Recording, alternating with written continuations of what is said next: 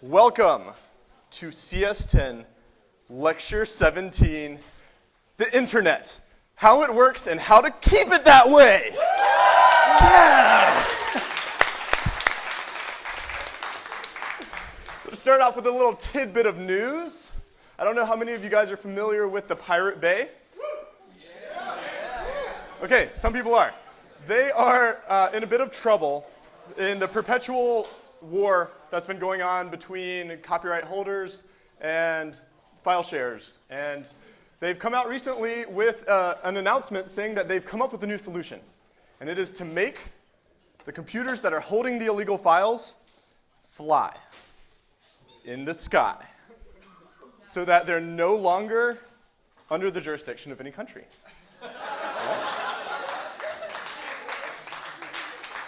And in addition, the only way to turn off one of those computers is to go to them in the sky. So they've actually prototyped this. There's a video online that's pretty awesome of these little autonomous file-sharing robots that are flying around Sweden right now.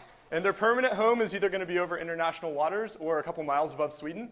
And they communicate down using radio waves and can actually go several, I think tens of kilometers at really fast speeds from the sky, right? Which is, the battle is intensifying, let's just say that. So anyway, that's one really interesting example of how the internet is such an interesting thing. I think the internet is one of the most fascinating things that we deal with in the field of computer science, and that's actually what today's lecture is going to be about. The internet, how it works, and how it exists as a system, okay? So, as you guys know, you need no introduction to the internet. It's been around for what seems like forever to us, but isn't actually that long. The concept of the internet was dreamed up like 50 years ago, okay? From a technological perspective, we're talking about a couple of decades ago, this became possible. And out of all the technologies that have happened, all the digital technologies that have happened in those years, I would say, and I think many other people would agree, that this is probably one of the most significant ones in terms of the impact that's come about on culture, communication, and the way we act on a daily basis. So let's think about this for a second. And I know you guys know the internet. So if you think about how integrated it is with our lives, right? And how quickly you would probably realize it if the internet were to turn off. It becomes like a weird, in fact, I think the idea of the internet turning off is kind of a weird thing, right? Like we kind of assume that can't happen or it's impossibly difficult for it to happen, and it actually turns out that it is really, really, really, really hard. One of the things I want to talk about today is what it takes to be able to do things like that. Some computer security stuff, and if the internet is to turn off, like it has actually in some countries recently, what does it even take to make that happen? Okay. So back in the wee days of time, 50 years ago, people were dreaming up these protocols, these ways that computers could talk to each other, okay? 50 years ago, 20 years ago, when many of you guys were born, is when the internet actually started to first become popular. So everything you now know on the internet, every company, everything that is now popular is less than 20 years old, essentially, except for email. This is all very, very new stuff, and is probably one of the fastest growing technologies the world has ever seen. Adoption has just been insane, and that's both residential as well as businesses are jumping on board. I think it's pretty obvious to you why the internet has become really popular. It's kind of useful, it's really nice, and it's just made 1,000 things easier than they were before. From a technical perspective, though, there's two really interesting things that you don't necessarily think about in terms of the internet. And these have made it possible for it to grow the way it has from a technical perspective. So the first of these is the fact that it's got a decentralized structure. I'll talk a little bit about what that means. And it's also based on open protocols. Protocols are the way that it's basically the format, the agreed upon techniques you use to communicate information over the internet. So there's web protocols to communicate websites, and there's protocols for all the kinds of communication that happens on computers, in fact. Let's take a look at those 2. These are 2 of the main ideas that are going to be coming back and back and back again today, okay? So the idea of a decentralized architecture means that there is no point where the internet is, right? The internet is everywhere. There's no core where if you take out that point, the internet no longer exists, right? It's decentralized. There's no center. This is actually really, really important in terms of being able to join the internet, and in terms of being able to leave the internet. You never need to check in. You don't check in with like this central boss man who's kind of, the US government or some other government or some company. No one really owns the internet. It's just kind of like this free-for-all, wild, virtual nature thing going on, right? Open protocols, the second thing, is essentially, so there's open protocols and there's closed protocols. Open ones are ones that are shared. There's documents online that say what every byte you send means in the open protocols that show up on the internet. If you guys have heard of IP addresses, I'm going to talk more about those later, but those are defined in the IP protocol. And if you want to build a program that communicates using this, all the instructions for doing it are online, and anyone can use them, okay?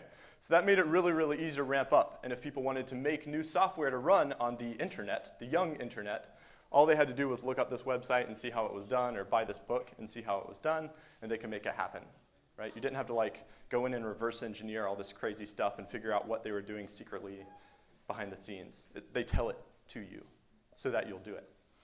And these are two decisions that the people designing the internet, one of which probably the party that's most credited with the invention of the internet is DARPA, the defense research agency here, one of the defense research agencies here in the US. And they actually designed, it kind of makes sense if you think about this in terms of a defense project, it kind of makes sense why they might want these things, right? You want a lot of people to be able to connect to it. And also, if you were to get attacked, you don't want enemies to be able to target a single site. You want something that's going to basically adapt to the circumstances, whatever happens, okay? Kind of like, actually, torrents. Those are also decentralized architectures. So the opening news article with Pirate Bay and those guys, distributing torrents, that's also the same idea, right? Like if you take it down, the torrents can still operate because there's no real central authority, although torrents aren't 100% that way. The internet, I would say, is. There we go. All right, so this is how I'm going to be visualizing the internet and networks for today, okay? The circles are computers or devices, cell phones, whatever, that are connected to the internet. And the white lines in between are the connections, okay? So let's imagine this as a house or a dorm or something like that, right? You've got a bunch of computers that are connected together, and they can communicate along the white lines. So what does it take to add a computer to a network like this? Well, you pretty much just plug it in and attach it to some other stuff, and it works, right? You don't need to call anyone up on the phone or get anybody's permission to do it. You just connect it and it works, okay? What does it take to take a node off the network? You unplug it. And all of a sudden, even if you take off this central node here, the protocols that have been developed exist to route around that. You've got another way to get information from the top right to the bottom left. Even if that guy in the middle dies, which may have been the fastest way to do it before, technologies exist and are widely deployed. The internet itself was built to be able to do things like this, to survive conditions like this, okay? And that's what makes it so great. So when you plug your computer in, when you connect to Air Bears, you become part of the internet, right? And when you shut your laptop down, you are no longer part of the internet, right? So everyone's always joining. It's this really dynamic, amorphous blob of a system, right? One key component of the internet, aside from the computers that are connected to it, are routers. And this is the only real super hardware-y thing I'll get into. But how many of you guys are familiar with a router? Very common technology. Yeah, if you go to Walmart, you can buy routers. And they essentially are just intersections, digital intersections, where you have a bunch of cables coming in, and the software and hardware inside is able to say, all right, data, you need to go to the iTunes streaming music over there, so I'll route you down that way, and I'll route you down that way, and route you down that way. And it's able to do this really, really quickly, okay? So anytime you have multiple computers connected together, there's some kind of routing going on in the middle.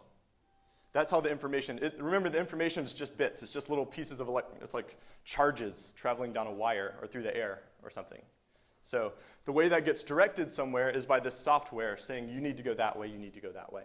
And it's able to do this across like ridiculous expanses of land like the world, right? Or apparently miles above the world too, right? Breaking news. So this is how information, this idea is like what they were doing when they said, hey, the internet might work, right? This is what they had to figure out in order to make the whole thing less crazy. And now it's just like normal, right? So if you consider those things together, okay? The internet is this, it's nothing and everything, right? It's just, it changes all the time. It's always getting new nodes, it's always losing nodes, and that's kind of what it's built to do, which is the only way things actually operate when you have billions of things operating together. Stuff is gonna leave, and new stuff is gonna show up. That's the kind of stuff you have to be able to accommodate. But if you consider it from the perspective of security, and if you consider it from the perspective of what if the internet goes away tomorrow, right? Then it becomes an interesting, it has some implications that are really interesting, I think. And the fact that no single point can sever the entire internet, right? There's no place where the internet can die. It's kind of like a worm, where even if you chop it at a really critical part, the two worms just kind of like do wormy things and are separate worms, right? They can just live on their own until they get reconnected back together. And then the worm analogy kind of falls apart. So taking it down for everyone in the entire world, in fact, I would say is probably impossible. Taking it away for a single country, taking it away for a single group, that's a little more feasible, although still a little hard to do. Something I want to explore in a little while. Okay, if part of the internet goes away, or if you look at cyber attacks, and if you look at these things where essentially sites become unavailable for one reason or another, it's typically because the sites or the resources are being caught in a bottleneck. There's some bottleneck filling up somewhere that's not letting you do what you want to do. A bottleneck, in case that's not a familiar term, is essentially just some situation where you have a limited number of resources, and that number of resources is constraining what your system's able to do. So for example, your network connection, right? If you're trying to watch a video online and it's buffering very slowly, then you're suffering at the hands of a bandwidth bottleneck, right? You don't have enough bandwidth to do what you want to do, okay? Let's look at this in a network. Okay, let's say you're in a car, and you've got your cell phone, and you've got two laptops, right? You tether those two laptops to your cell phone. So now you're surfing the web or whatever in your car through your cell phone. There's a couple of bottlenecks here. Where could things go wrong that would make you no longer be able to access the internet? Your cell phone. Yeah, so if your cell phone dies, for example, you lose the internet. Both of you, in fact, in that case, lose the internet. Yeah. You could also, you could go in an area with no reception, right? So if your cell phone has no connectivity, the connection between yourself, or the cell phone, and the internet, which is that cloud, by the way, that gets severed. So again, that's an issue. You're also constrained by how much information can be sent through that. So if you have 4G, you're probably going to be able to send more information than 3G, right? Okay. In addition, you've got these, basically the wireless connections between AB and the cell phone. So if either one of those were to go down, obviously you wouldn't be able to communicate with the cell phone, and all bets are off. Okay, so those are some places where bottlenecks could occur. Good? All right, so now, the meaty stuff, all right? This is how networking works in a nutshell, all right? And I think this stuff is ridiculously cool. All right. IP addresses. Who's heard of them? Almost everyone. Good. An IP address, the way they're done right now, is just a number. It's a unique number, generally unique number, that is used to identify you, your particular computer on the internet. You could think of this as like your mailing address, right? If you want to send a letter to someone, sending a letter is like something you did before email. It's like you put paper in an envelope and stamp it and stuff. It goes away. And if you do that, this is essentially an address on the envelope, okay? The routers look at these addresses and say, okay, I know where this is. You need to go out port number 2 or port number 3 and eventually get the information where it needs to go, okay? You guys know this. This is binary, right? 32 bits are what IP addresses are today. That's part of the standard. So this example right here, this is like Facebook's IP address. This was Facebook's IP, one of their IPs this morning or something, right? There are 2 to the 32 possible IP addresses, right? Because each one, there's 32 bits, each one able to have 2 values. That's about 4.3 billion IP addresses, which for a long time was a crazy amount of computers. But now, that's pretty easy for us to do, right? Like 4.3 billion is done. We've actually, all the IP addresses are starting to run out. They've all been kind of allocated to people and said, you're responsible for this, you're responsible for this, and we're actually kind of low on these now, which is an issue. It's like running out of mailing addresses and needing to build more houses. Like, what do? They need to receive mail. So, what we're doing is it's an interesting thing. It's trying to roll out a new version of this IP protocol, right? Which basically says, no, there aren't just 4.3 billion. There are now far, far, far, far more addresses. I'll talk about that in a little more in a second. Some of the biggest companies in the world, though, have huge chunks of these, right? So when you reserve these addresses, you don't give one out to, like, per computer, right? We said that that's the idea, is you don't have to give, like, I go check in with the IP address owner and they, like, hand me one down or something. The idea is they just have, like, 200,000, and when people connect, they can just get them, and when they disconnect, they can just give them up, and everything works out, okay? GE, for example, IBM, and the US Postal Service, all of those guys have these huge ranges. So any IP address that starts with 3 and then something, that's GE. Anyone that has 9 something, that's IBM. Anyone that has 56 something, that's USPS, okay?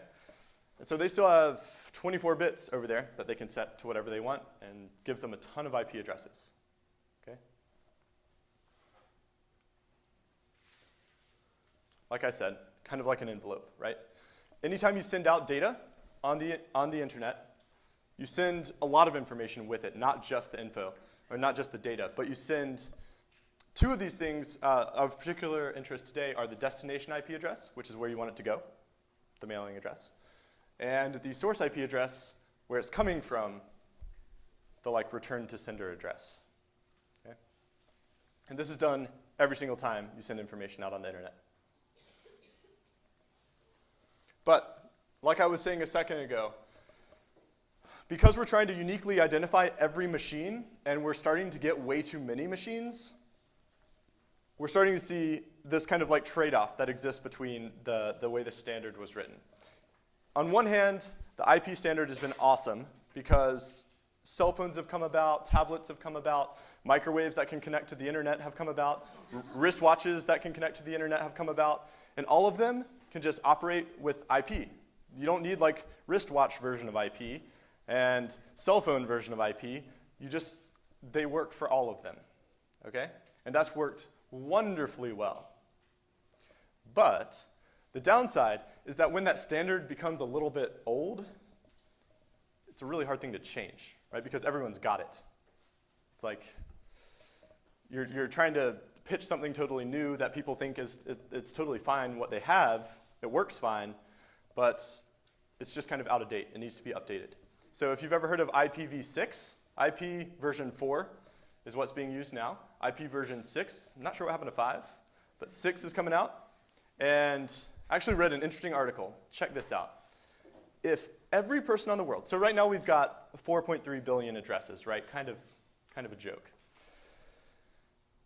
With IP version 6, instead of 32 bits, we're going to have 128 per address, okay?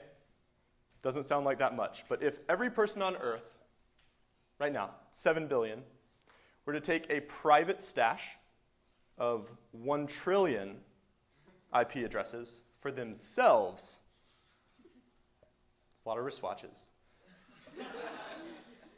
there would still be 99.99% of the numbers left. Okay? So we're quickly moving into this world where it's not 1 IP per person, right? Which is, we're at under 1 IP per person now. We're quickly reaching, as soon as this rolls out, it's going to be like literally millions and millions of devices per person are possible on the internet, using just a modified version of what came out 20 years ago, 30 years ago. Kind of a crazy thought, okay? So start like brainstorming what you're going to do with all those. That's big idea number 1, big technical idea number 1, IP addresses, okay? Also going to come up later with bottlenecks. Big technical idea number 2 is DNS, the domain name system. And this is essentially how you take IP addresses, which no one really knows. Like you actually could get an IP address for Facebook, type it in, and it would take you to facebook.com. But no one does that because we're much better with words than we are with numbers. Humans, I mean, are much better with words than numbers. Machines are the other way around. So we invented this thing. I had nothing to do with it, but some people invented this service called the domain name system, which takes human words, takes URLs as we know them now, and changes them into IP addresses. Okay? So you take facebook.com, and you say, hey, who is facebook.com? And you do this over your network, right? You send it out, and the DNS server you're talking to, generally owned by your ISP, responds back with a value, okay? An IP address. This is who you can send information to. You can't just send out data and say, hey, send this to facebook.com. The internet doesn't know who facebook.com is except for these guys. So you ask them what the address of facebook.com is, and anyone can get it there. Okay?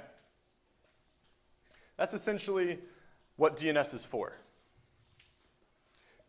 DNS is kind of interesting in the way it's arranged, too. There are these things called root servers, which are essentially the things that control all. They know the truth of what everything is. And then under that, there are different levels. There's a .com DNS group. There's a .edu DNS group, a .net, thanks, .net address group. I promise I used the internet. And each one of the top-level domains has a subsection under this top level, under the root nodes. Okay, so you can imagine it as like a hierarchy, right? A tree. Ooh, might be a sore subject right now. But under that, under the .com, you'll see the Facebooks, you'll see the Googles, you'll see all those guys. Anything that's a .com will have some DNS server underneath that as well. So it's this hierarchy that's expanding out a whole lot. Okay? They all go back to the root nodes, though. The root nodes are the core of the DNS system. We'll hear more about that in just a second. Okay, so for bottlenecks,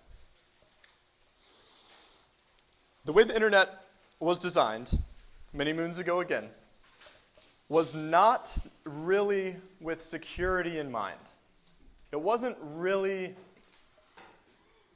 The people who were designing it were thinking less about adversaries and more about just communication, efficient communication. That means that the way they designed it is based strongly on trust. You just kind of believe what you hear, right? Which to us now is like, what? Right? Like on the internet, you believe what you hear, which is perhaps something that would be done differently if we were to go back in time, but has actually worked out remarkably well given how totally sketchy it sounds. One thing that can be falsified and that actually leads to some really interesting security issues is you can actually say you're someone you're not on the internet. And this isn't like logging in on Facebook as someone you're not. That's different. This is like when you send out that envelope that says this is where it's going, this is where it's from, you can totally make up whatever you want for the whole where it's from part, right? Because it's all just bits. You're just like printing down some numbers, and you can print whatever you want. Usually you print your own because you want to know what they say back, but there's no reason you couldn't just print your neighbor's IP address. But why on earth would you ever do that? That's a great question. Let's think about that. let's take a look at this one type of attack that was pretty popular back in the 90s. Doesn't work so well anymore. Sorry. It's called the Smurf attack, okay? And here's essentially what happens. Let's say you're in a small office or a dorm or something. And you're A, right? And what you do is you've written a special program that can send out what's called a broadcast. It's kind of actually very much like a broadcast in Scratch. Sends it out to all the nodes on the network, and you're basically just asking a simple question. You're saying, hey, who's out there? I want to hear from you. Like, send me a message. Let me know you're there, right? It's called a ping. So you're literally sending them something and say, like, send something back, and they come back, okay? Easy enough. This is actually a really useful thing to have, but the way it was kind of misused back in the 90s was you could actually broadcast these things, and you could say you're someone you're not. So you could be A, and you could say, hey, I'm node C. Who's out there right now? And C gets all this stuff, and they're like, why are you telling me this, right? And if you do this on a network with like 100 computers on it, then all of a sudden everyone's coming to C and being like, hey, right? And they're hearing all this. And what can node A do? They don't just do this once. They do this like 1,000,000 times. They just make a loop that just runs. It just continuously says like, hey, who's out there? Hey, who's out there? Hey, who's out there? And then node C is just getting all these answers that it didn't even ask for, right? Because node A lied and said, hey, node C wants to know this. Okay, make sense? Yeah, crazy, okay? If you do this a lot, you reach a bottleneck. This is what's called an amplification attack, by the way. This is a category of attacks. Might not be bad to write down. Amplification simply means that you're amplifying the messages you're sending out. So you're able, if A were to just send a bunch of these things to C himself, then like, who cares? It's not a big deal. Because A is going to use up his own bandwidth as fast as C uses up his bandwidth, right? You're just doing like a one-for-one exchange there.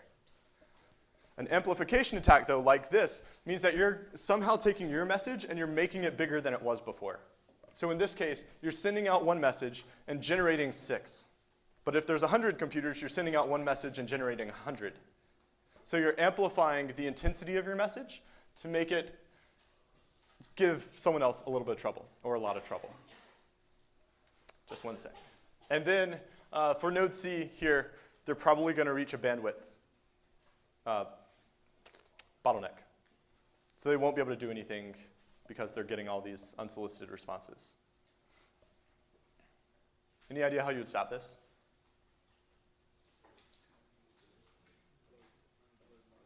Say again?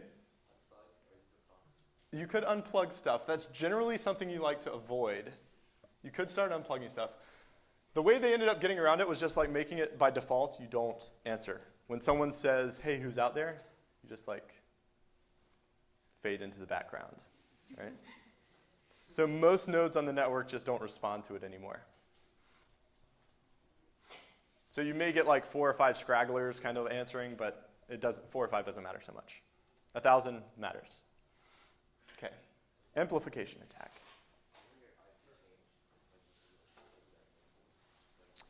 It can. So he asked if your IP address changes when you unplug and plug back in. It can, doesn't necessarily. And even if it does, they could pretty easily figure out where you moved to by just saying, hey, who's out there? That old trick. And then it'll come back, and then they can look at what changed. Or you can just do it to everyone, but that would just be a big mess. Yeah. Yeah.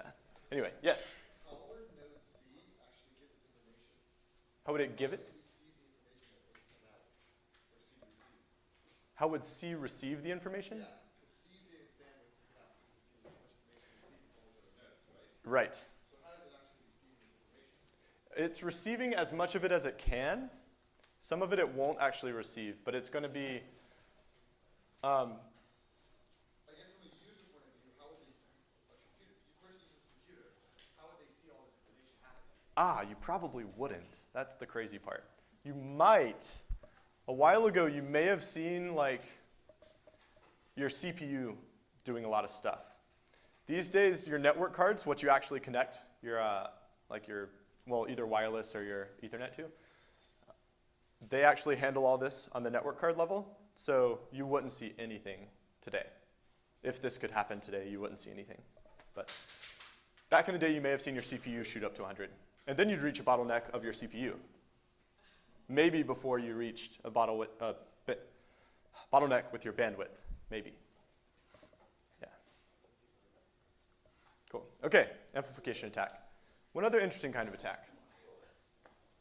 Denial of service, yes. This is one that shows up all the time still today, and it is probably one of the hardest things to avoid because it seems totally normal when you're doing it. Sorry. Okay.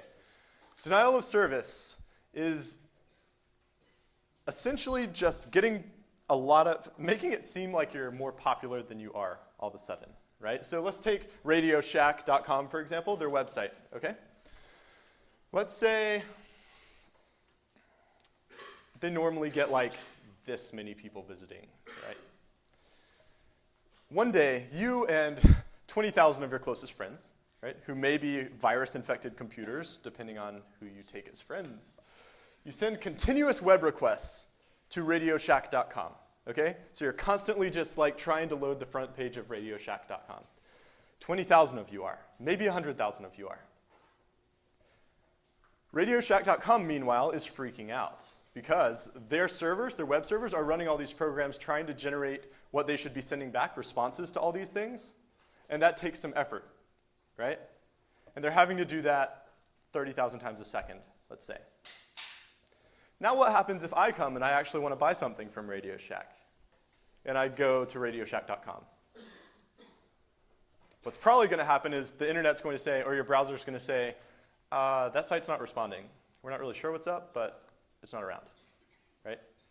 And this is something that Anonymous and some of those groups have been doing recently, shutting down pretty major websites by just bombarding them with traffic so that the probability of a real visitor being able to get through is very, very small. Okay? The hard thing about this is that nothing wrong is really happening. Like you're not changing information, you're not lying about it, you're just sending a lot more than there should be. And you don't want to start being like, yeah, just don't listen to people from Europe, right? Or like, don't do, like, only let people talk to us 10 times and then cut them off. Because what if someone like reloads their shopping cart and then they're like, oh, that was 10, sorry, go home. Right? It's hard to regulate this. It's hard to like come up with a strategy to block this. So this is denial of service, and that's another category of attacks. Both of these, though, I want you to realize, both of these are not about shutting down large parts of the internet. It's about keeping one user off of it, or about keeping one website, like knocking one website down. It's not like unplugging Egypt.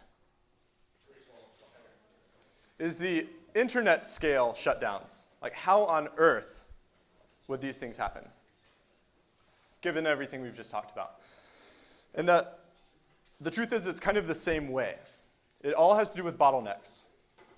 And in a lot of these countries where these things have shut down, one similarity you see is that the ISPs that we were talking about a little while ago are actually generally owned, most of them are owned by the state, by the government. And the ISPs are essentially the thinnest bottlenecks, the thinnest points that the internet reaches in any country. You've got like one major ISP in Egypt, I think, and a couple in some of these other places. The US has a pretty diverse ecosystem as far as these ISPs go, but it's still not super diverse. So what happens in these situations is you kind of create an artificial bottleneck. Like in the case of the Great Firewall, the firewall in China, that actually routes information through not a single machine, but through a single point where it can be, it can be dropped, or essentially like a firewall that you run on your computer that keeps malicious programs from sending out crazy stuff. It's the same idea here where it can decide every time whether it wants to send information through or not. The only way they're able to do that is by routing all the information through a few bottlenecks, creating those bottlenecks so that it's easy to do. So here's an image, I don't know, my amateur sketch version of a firewall, right? So you've got a bunch of computers inside. The only way out is through the big orange thing up top. And so all of your data, it can bounce around inside, but as soon as you want to go outside, you have to essentially hop on the interstate, and they're checking everyone on the interstate, essentially. Maybe they're not checking, but they have the ability to. Okay? In addition, not just checking, but this also makes a really great way to, if you want to cut off the internet, like has happened several times, this is how it would happen. You have to have points where you can actually just like disconnect. And if you can disconnect all of those points, you can disconnect the country. That's really, really hard to do. And it's actually kind of amazing that Egypt was able to do it. Egypt actually has a pretty, it's probably the most open in terms of its internet among all those countries. And they did it very, very quickly there. So ISPs in the US as well are probably one of the most vulnerable bottlenecks. It's not easy to do here. Some people call it impossible. I don't, but I think it's it's very, very challenging. If it were to happen, right now I believe it's illegal for the government to issue an order, but if such a thing were required, then that could actually be a possibility. That's something that's actually being legally discussed now. Whether there should be a kill switch, if there's cyber warfare, should you be able to put up the walls? It's tough, very, very tough question. And then DNS, let me just hit this last slide, and then I'll try and take questions. Okay, so the very last thing I just want to say is DNS is also something that Anonymous and a couple other people have been threatening recently. Most people say, no way. But because of its hierarchical structure that I talked about before, if you can knock out the root nodes, the guys up top, and knock them out for about a week, which is tough. If that could happen, then you could actually make it so URLs don't really work anymore. Right? So for most people, the internet is down then. Right? It's the World Wide Web would be down then. Not the internet, but to most people it's the same thing. Okay? Cool. Couple points of summary. The internet was designed for difficult, rugged, always changing situations. Taking down the internet because of this is something that's incredibly difficult to do. Even in countries that do have these firewalls, it's not an easy thing to do, and there's some serious economic implications for doing so. So it's not something anyone really wants to do all the time. And the protocols that were designed for the internet a long, long time ago ended up serving us really well. We're outgrowing them a little bit, but it's kind of amazing what we've made work, given the fact that no one's ever designed anything like this before.